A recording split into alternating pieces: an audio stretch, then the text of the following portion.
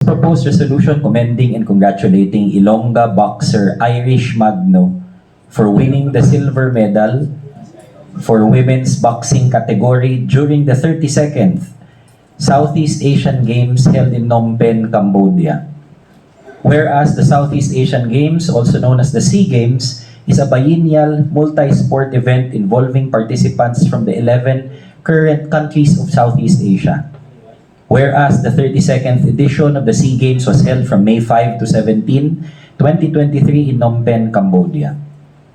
Whereas one of the participants in the 32nd SEA Games is Irish Magno, born on July 27, 1991, a Filipino woman boxer who represented the Philippines in international boxing competitions, including the Asian Games and World Championships, who later qualified for the 2020 Summer Olympics in Tokyo, Japan.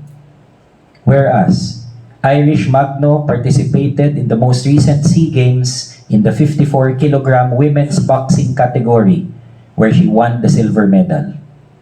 Whereas, Irish Magno is a native of Barangay Tamuan, Haniway, Iloilo, where she started her boxing career when she was in her teenage years. Whereas, Magno's athletic victory in the SEA Games event exemplifies the Filipino strength and spirit to overcome the challenges of life.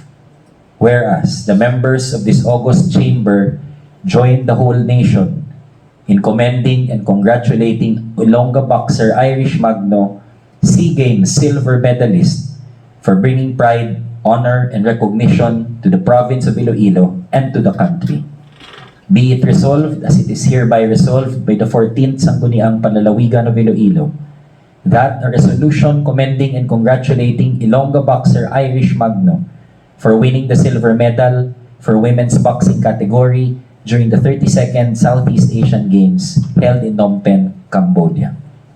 May I be the co-sponsor? Yes, of course. I so moved with the request of Board Member Palapica as the co-sponsor, Your Honor.